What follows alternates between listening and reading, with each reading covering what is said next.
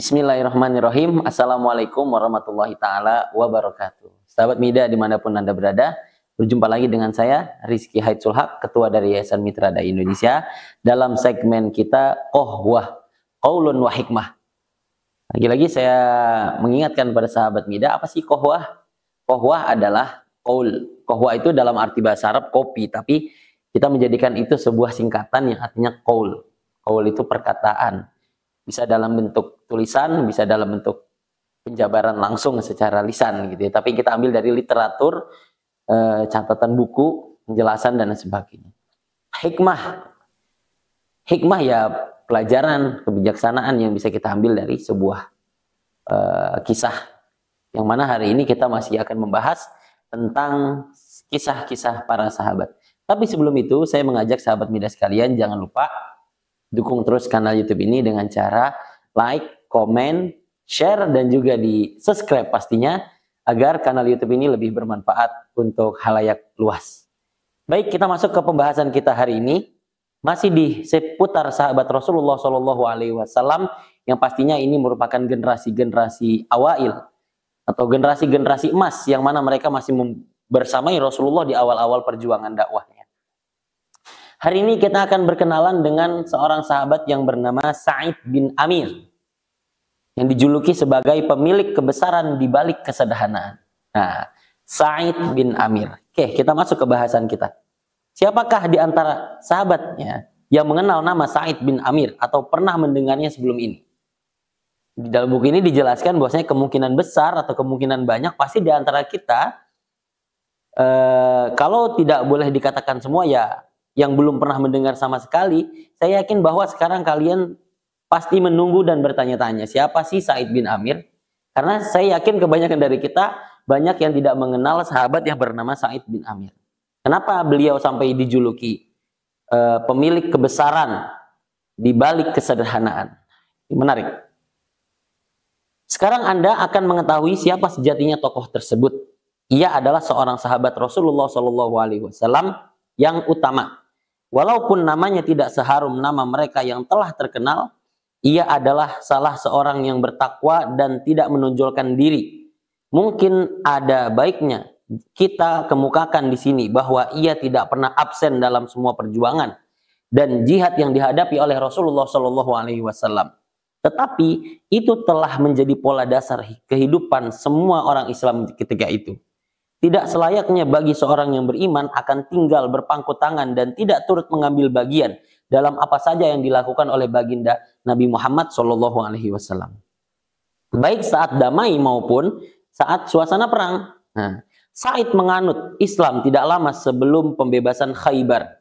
Sejak ia memeluk Islam dan berbaiat kepada Rasulullah SAW, seluruh kehidupannya, eksistensi dan nasibnya dibaktikan untuk kepentingan Islam dan juga membersamai Rasulullah SAW. Ketaatan, kezuhudan, kesalehan, keluhuran, ketinggian, serta segala sifat dan tabiat utama sangat lekat pada diri manusia suci dan baik ini.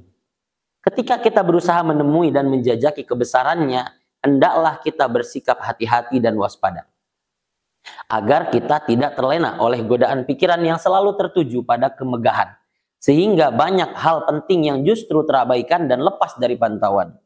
Pasalnya, ketika pandangan kita tertuju pada Sa'id dalam kumpulan orang banyak, tidak tampak suatu keistimewaan yang akan memikat dan mengundang perhatian kita. Kenapa kok bisa seperti itu? Nah, maka kita akan melihat dia sebagai seorang anggota regu tentara dengan tubuh berdebu dan berambut kusut Masai.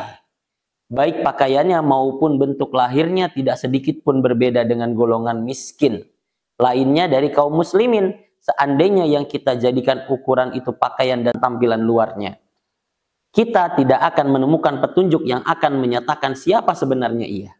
Kebesaran dan tokoh ini lebih banyak yang tersembunyi dan berada di dalam daripada yang tertimbul di permukaan luar yang kemilau.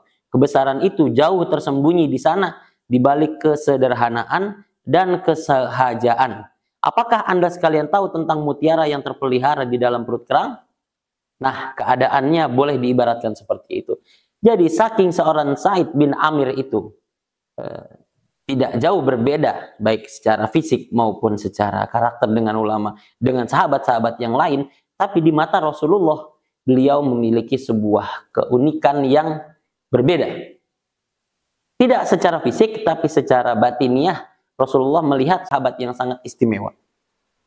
Ketika Amirul Mukminin Umar bin Khattab memberhentikan Muawiyah dari jabatannya sebagai kepala daerah di Syria, ia menoleh kiri dan kanan mencari seseorang menjadi penggantinya. Cara yang digunakan Umar untuk memilih pegawai dan pembantunya merupakan suatu cara yang mengandung segala kehati-hatian, ketelitian, dan pemikiran yang matang. Sebab ia yakin bahwa kesalahan apapun yang dilakukan oleh setiap penguasa di tempat yang jauh sekalipun, maka yang akan ditanya oleh Allah Subhanahu wa taala adalah seorang khalifah. Yang pertama Umar dan yang kedua penguasa baru yang melakukan kesalahan itu. Karena itu syarat-syarat yang diberlakukan oleh Umar untuk menilai orang dan memilih para pejabat pemerintahan sangat berat dan ketat. Serta didasarkan atas pertimbangan tajam dan sempurna lebih dalam daripada ketajaman mata pedang dari penampilan luarnya. Syria ketika itu merupakan wilayah yang modern dan besar. Sementara kehidupan di sana sebelum datangnya Islam mengikuti peradaban yang silih berganti. Di samping merupakan pusat perdagangan yang penting dan tempat yang cocok untuk bersenang-senang, beberapa poin inilah yang menjadikan Syria sebagai negeri yang penuh godaan dan rangsangan. Menurut pendapat Umar, tidak ada yang cocok untuk negeri itu kecuali seorang suci yang tidak dapat diperdayakan oleh setan manapun. Seorang ahli zuhud yang gemar beribadah, yang tunduk dan patuh kepada Allah. Saking modernnya, saking majunya, justru malah Umar memilihkan pemimpin yang lebih dekat dan lebih zuhud dalam ketakwaan kepada Allah Subhanahu wa taala. Saking hati-hatinya dan teliti jangan sampai terjadi hal-hal yang tidak diinginkan ketika terjadinya pemilihan, ketika sudah dipilihnya pemimpin di daerah Syria tersebut. Tiba-tiba Umar berseru, "Aku telah menemukannya." Menarik ini. Kenapa Umar bisa menemukannya? "Bawalah ke sini Sa'id bin Amir." Tak lama kemudian Sa'id pun datang menjumpai Amirul Mukminin dan menawarkan jabatan sebagai wali kota Homs, Syria. Tetapi Sa'id menyatakan keberatan dan berkata, "Janganlah engkau menjerumuskan diriku ke dalam fitnah, wahai Amirul Mukminin." Dengan nada keras Umar menjawab, "Tidak, demi Allah, aku tidak akan membiarkanmu menolak. Apakah kalian hendak membebankan amanah dan khalifah di atas pundakku, lalu kalian meninggalkan diriku begitu saja?" Pelajarannya sangat berharga bagaimana sahabat ketika itu memandang sebuah kekuasaan adalah sebuah fitnah, bukan sebuah hal yang dilomba-lombakan, karena tahu bahwasanya hisabnya itu teramat berat. Tapi Umar juga mengingatkan, jangan sampai ketika pemimpin yang kalian tunjuk sudah kalian pilih, tapi kalian tidak mau mentaatinya. Sebuah dialog yang sangat indah terjadi antara Umar dan juga Sa'id bin Amir. Dalam sekejap Sa'id dapat diyakinkan memang kata-kata yang diucapkan Umar pantas untuk mendapatkan hasil yang diharapkan itu. Sungguh suatu hal yang tidak adil bila mereka mengalungkan amanah dan jabatan khalifah ke lehernya, lalu mereka meninggalkan dirinya memikul tugas itu sendirian. Seandainya seorang seperti Sa'id dan Amir menolak untuk memikul jabatan atau tanggung jawab hukum, siapa lagi yang akan membantu Umar dalam memikul tanggung jawab yang sangat berat itu? Akhirnya Sa'id berangkat ke Homs disertai oleh istrinya yang waktu itu masih pengantin baru. Istrinya sejak belia memang terlihat sebagai seorang wanita yang sangat cantik dan berseri-seri. Umar membekali mereka dengan bekal yang cukup. Ketika kedudukan mereka di Homs telah mapan, sang istri bermaksud menggunakan haknya sebagai istri untuk memanfaatkan harta yang telah diberikan Umar sebagai bekal mereka. Ia mengusulkan kepada suaminya untuk membeli pakaian yang layak dan perlengkapan rumah tangga, lalu menyimpan sisanya.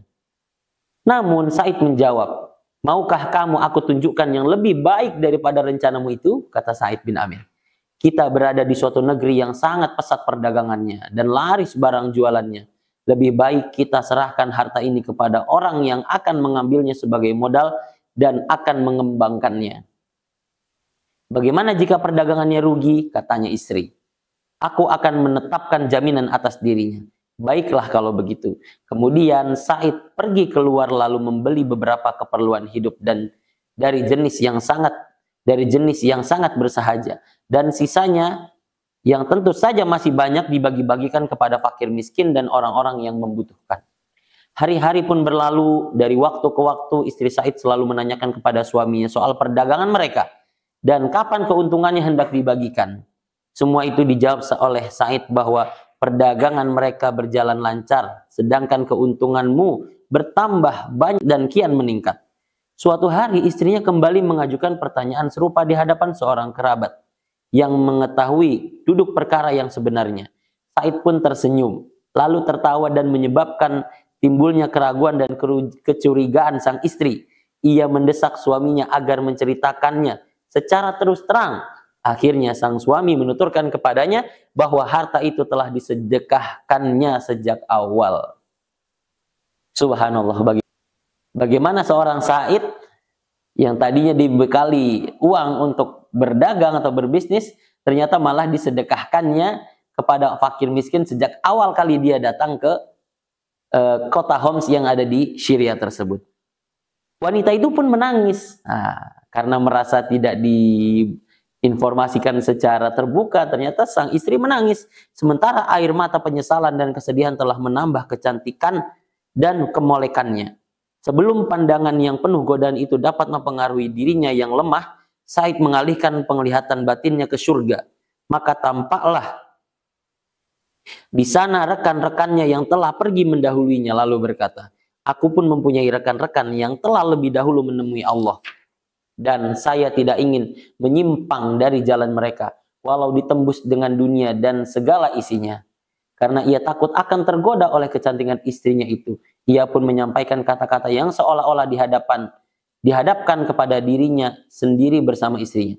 Bukankah kamu tahu bahwa di dalam surga itu banyak terdapat gadis-gadis cantik yang bermata jeli, hingga andai seorang saja di antara mereka menampakkan wajahnya di muka bumi, seluruhnya akan terang benderang, dan tentulah cahayanya akan mengalahkan sinar matahari dan bulan. Maka mengorbankan dirimu demi untuk mendapatkan mereka tentu lebih wajar dan lebih utama daripada mengorbankan mereka karena dirimu. Ia mengakhiri ucapan itu dalam keadaan tenang dan tentram, tersenyum, simpul dan pasrah, sebagaimana ia berbicara sejak awal. Istrinya terdiam dan sadar bahwa tidak ada yang lebih utama baginya daripada meniti jalan kebahagiaan untuk akhirat. Akhirnya ia berupaya mencontoh sifat zuhud dan ketakwaan suaminya. Masya Allah, bagaimana cara seorang Sa'id bin Amir menjelaskan dan mengurai permasalahan dan juga menjelaskan kepada istrinya, sampai istrinya pun bisa mencontoh kezuhudan seorang Sa'id bin Amir. Pada saat itu Homs digambarkan sebagai Kufah kedua. Hal itu disebabkan seringnya terjadi pembangkangan dan kedurhakaan penduduk terhadap para pembesar yang memegang kekuasaan. Dan karena kota Kufah dianggap sebagai pelopor Islam, soal pembangkangan ini Homs diberi julukan sebagai Kufah kedua. Tetapi bagaimanapun gemarnya orang-orang Homs ini menentang pemimpin-pemimpin mereka sebagaimana yang kita sebutkan terhadap hamba yang saleh ini, yakni Sa'id, hati mereka dibukakan Allah hingga mereka cinta dan taat kepadanya. Suatu hari Umay menyampaikan berita kepada Sa'id, orang-orang Syria mencintaimu. Sa'id mengomentari, itu mungkin karena aku suka menolong dan menghibur mereka. Namun sebesar apapun cinta warga kota Homs terhadap Sa'id, keluhan dan pengaduan tetap saja tidak dapat dielakkan. Sekurang-kurangnya untuk membuktikan bahwa Homs masih tetap menjadi saingan berat bagi Kufah di Irak. Suatu ketika Amirul Mukminin Umar berkunjung ke Homs dan bertanya kepada penduduk yang sedang berkumpul tentang Sa'id. Bagaimana pendapat kalian tentang Sa'id?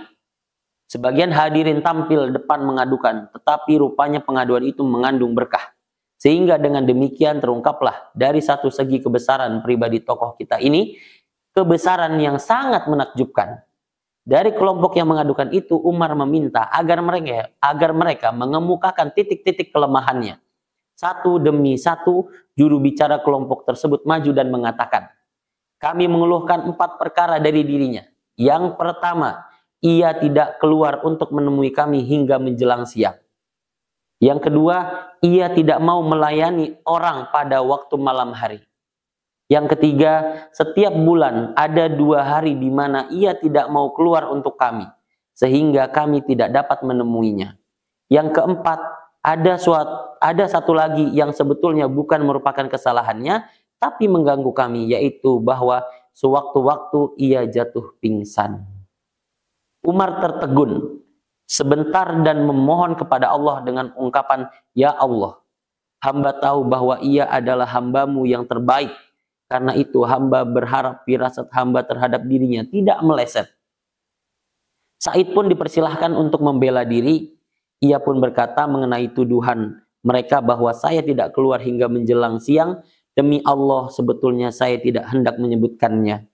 Keluarga kami tidak punya pelayan, sehingga sayalah yang membuat adonan tepung dan membiarkannya sampai mengembang. Lalu saya membuat roti dan kemudian berwudu untuk sholat duha. Setelah itu saya keluar menemani mereka. Wajah Umar berseri-seri dan berkata, Alhamdulillah. Dan mengenai yang kedua, Said pun melanjutkan pembicaraannya. Adapun tuduhan mereka bahwa saya tidak mau melayani mereka pada waktu malam. Demi Allah, saya sebenarnya tidak suka menyebutkan sebabnya. Saya telah menyediakan siang hari bagi mereka, sedangkan malam hari bagi Allah Ta'ala. Keluhan mereka bahwa 2 hari setiap bulan saya tidak menemui mereka, itu karena saya tidak punya pelayan yang akan mencuci pakaian, sedangkan saya tidak punya baju yang lain, jadi saya memanfaatkan hari itu untuk mencucinya dan menunggunya sampai kering, dan di akhir siang saya bisa menemui mereka. Kemudian tentang keluhan mereka bahwa saya sewaktu-waktu jatuh pingsan, itu karena ketika di Mekah dulu saya telah menyaksikan Khubayb al-Ansori jatuh tersungkur, tubuhnya disayat-sayat oleh orang-orang Quraisy, dan mereka menyeret tubuhnya sambil menanyakan kepadanya, maukah tempatmu ini diisi oleh Muhammad sebagai penggantimu, sedangkan kamu berada dalam keadaan sehat walafiat. Sampai di situ berakhirlah kata-kata Said, dan membiarkan kedua bibirnya basah oleh air mata yang suci, mengalir dari jiwa yang soleh. Mendengar itu Umar tidak mampu menahan rasa harunya, sehingga ia pun berseru karena sangat gembira, Alhamdulillah, dengan taufiknya firasatku tidak meleset. Ia lalu merangkul dan memeluk Said serta mencium keningnya yang mulia dan bersinar cahaya. Petunjuk macam apakah yang telah diperoleh makhluk seperti ini? Guru seperti apa sebenarnya Rasulullah SAW itu? Seperti apa sejatinya cahaya kitabullah? Corak madrasah yang telah memberikan bimbingan dan meniup inspirasi manakah agama Islam ini? Dan mungkinkah bumi dapat memikul atas punggungnya jumlah yang cukup banyak dari tokoh-tokoh berkualitas demikian? Sekiranya mungkin, tentulah ia tidak disebut bumi dan dunia lagi. Lebih tepat bila dikatakan surga Firdaus, sungguh ia telah menjadi Firdaus yang telah dijanjikan oleh Allah Subhanahu wa Ta'ala. Dan karena Firdaus itu belum tiba waktunya, orang-orang yang lewat di muka bumi ini dan tampil di arena kehidupan dari tingkat tinggi dan mulia seperti ini sangat sedikit dan jarang adanya. Said bin Amir adalah salah seorang di antara mereka. Uang tunjangan dan gaji yang diperolehnya sangat besar sesuai dengan kerja dan jabatannya. Tapi ia hanya mengambil untuk keperluan diri dan istrinya. Sedangkan selebihnya dibagi-bagikan kepada keluarga-keluarga lain yang membutuhkannya. Suatu saat seseorang menasehatinya, manfaatkanlah lebih harta ini untuk melapangkan keluargamu sendiri dan famili mertuamu. Ia pun menjawab, mengapa keluargaku dan famili mertuaku saja yang harus lebih kuperhatikan? Demi Allah, tidak.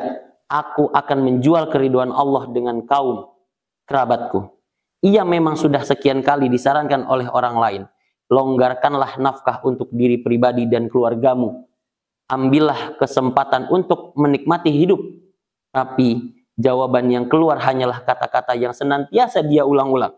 Aku tidak ingin ketinggalan dari rombongan pertama. Yakni setelah saya mendengar Rasulullah SAW bersabda, Allah Azza wa Jalla akan menghimpun manusia untuk dihadapkan ke pengadilan. Kemudian datanglah orang-orang miskin yang beriman, berdesak-desakan maju ke depan, tidak ubahnya bagi kawanan burung merpati. Lalu ada yang berseru kepada mereka, berhentilah kalian untuk menghadapi perhitungan. Mereka menjawab, kami tidak punya apa-apa untuk diperiksa. Allah pun berfirman, hamba-hambaku itu benar. Lalu mereka masuk ke dalam surga sebelum orang-orang lain masuk. Pada tahun 20 Hijriah, Sa'id bin Amir pulang ke rahmat Allah dengan lembaran yang paling bersih, hati yang paling suci, dan kehidupan yang paling cemerlang. Telah lama sekali rindunya terpendam untuk menyusul rombongan perintis. Hidupnya memang telah didedikasikannya untuk memelihara janji dan mengikuti langkah mereka. Sungguh rindunya tiada terkira untuk dapat menjumpai Rasulullah SAW yang menjadi gurunya, saran serta teman-temannya yang saleh dan suci. Sekarang ia akan menemui mereka dengan hati yang tenang, jiwa yang tentram, dan beban yang ringan. Ia tidak membawa atau meninggalkan beban dunia atau harta benda yang akan memberati punggung atau menekan bahunya. Tidak ada yang dibawanya kecuali kezuhudan, kesalehan, dan ketakwaan, serta kebenaran jiwa dan budi baiknya. Semua itu adalah keutamaan yang akan memberatkan timbangan, dan sekali-kali tidak akan memberatkan punggung. Keistimewaan tersebut dipergunakan oleh pemiliknya untuk menempatkan dunia di posisi yang paling rendah, sehingga tidak tergoyahkan oleh tipu daya dunia. Selamat jalan bagi Sa'id bin Amir, baik selagi hidup maupun setelah wafatnya. Selamat sekali lagi, selamat atas riwayat dan segala kenangannya. Selamat bagi para sahabat Rasulullah SAW yang mulia, gemar beramal, dan rajin beribadah. Itu dia sepenggal kisah dari seorang Sa'id bin Amir. Dari situ kita bisa mengambil banyak hikmah. Itulah sepenggal kisah dari seorang Sa'id bin Amir yang telah kita simak tadi. Di dalamnya banyak sekali hikmah yang bisa kita ambil. Salah satunya yang pertama adalah setiap kaum muslimin selalu menjadikan kekuasaan itu adalah sebuah ujian yang sangat berat. Bahkan tidak sedikit dari para sahabat berlomba-lomba untuk menjauhi kekuasaan itu. Tapi karena sudah perintah dari seorang khalifah atau pemimpin yang memang mempercayainya, maka dia harus ikut bertanggung jawab menyelesaikan problematika keumatan ketika itu. Dengan kezuhudan dan juga keikhlasan niat hanya untuk mengemban amanah yang suci dan penuh rasa tanggung jawab. Yang kedua, bagaimana cara Sa'id bin Amir mengondisikan keluarganya yang dalam kisah ini adalah istrinya. Menjadikan istri juga bagian dari ujian, dan beliau bisa mengondisikan ujian tersebut dengan kata-kata yang sangat penuh akan syarat ketakwaan, sehingga kata-kata ketakwaan itu pun bisa tertular, diikuti oleh istri beliau, dan akhirnya mereka berdua bisa jalan bersama dalam rangka ketaatan. Yang kedua, selalu memprioritaskan orang-orang yang ada di sekitar mereka, kaum muslimin yang memang membutuhkan, minal masakin wal fuqara, mereka selalu memprioritaskan orang-orang tersebut. Dan yang terakhir adalah bagaimana seorang Sa'id menjalani kezuhudannya di masa-masa kepemimpinannya. Sampai seorang khalifah Umar ibn Khattab pun terkagum-kagum. Kok bisa ada orang yang sedemikian zuhud dan sedemikian gemilang menjalani amanah yang dititipkan oleh Allah Subhanahu wa taala melalui perintah dari seorang Umar ibn Khattab. Dan alhamdulillah berkat izin Allah, dengan penuh rasa takwa, apa yang difirasatkan oleh seorang Umar ternyata tidak meleset. Bahwasanya Sa'id bin Amir benar-benar orang dengan kebesaran yang tinggi di tengah kesederhanaannya. Wallahu ta'ala a'lam. Itu mungkin pelajaran atau hikmah yang bisa kita ambil dari segmen kali ini. Semoga itu bisa menjadi inspirasi kita untuk terus meningkatkan kualitas ketakwaan kita kepada Allah Subhanahu wa ta'ala. Kita ketemu lagi di segmen Kohwah yang berikutnya. Saya terus mengajak sahabat Midas sekalian, ayo kita support kanal YouTube ini agar bisa lebih menghadirkan manfaat lebih luas lagi. Itu yang bisa saya sampaikan, kurang lebihnya mohon maaf. Saya Rizky Haidsul Haq, Ketua dari Yayasan Mitra Dai Indonesia. undur diri dan mohon maaf apabila ada salah kata dan kekurangan. Hadanallahu wa iyyakum ajmain. Wassalamualaikum warahmatullahi wabarakatuh.